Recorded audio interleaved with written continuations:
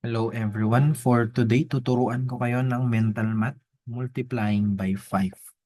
So meron tayong 5 example. Okay, try natin. So meron tayong 42 times 5. So ang ginagawa natin dito, step 1, itong minultiply natin sa 5 is i-divide natin ng 2.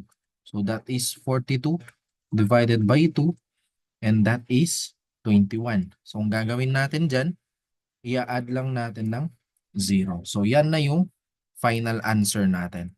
Okay, next. Let's try 68 times 5. So gaya ulit kanina, this is 68 divided by 2. So that is 34. And then, gagawin ulit natin, mag-a-add tayo ng 0. Since matatanong nyo siguro, ang dinidivide natin ng 2 is a even number. So, paano naman kapag add number? Okay, let's try. Try natin 99 times 5. So, itong 99, babawasan lang natin to ng isa, gagawin natin 98. So, divided by 2. So, 98 divided by 2, that is 49.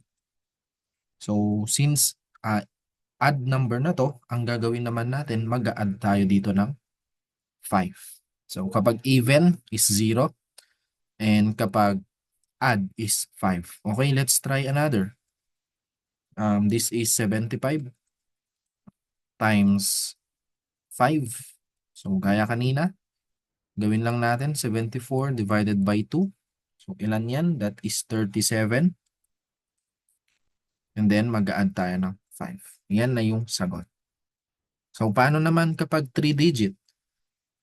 So, 3-digit number, that is 143 times 5. Last example natin. So, nag-a-apply pa rin to, no?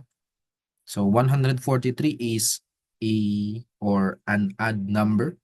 So, kailangan natin bawasan ng isa. 142 divided by 2. So, that is 71. And ang gagawin lang natin, mag-a-add tayo ng 5 sa dulo. So, ganyan lang po kadali ang mental math ng multiplying by 5. So, sana may natutunan po tayo and ma-apply natin sa ating math class. Okay? Thank you po and maraming salamat sa pakikinig.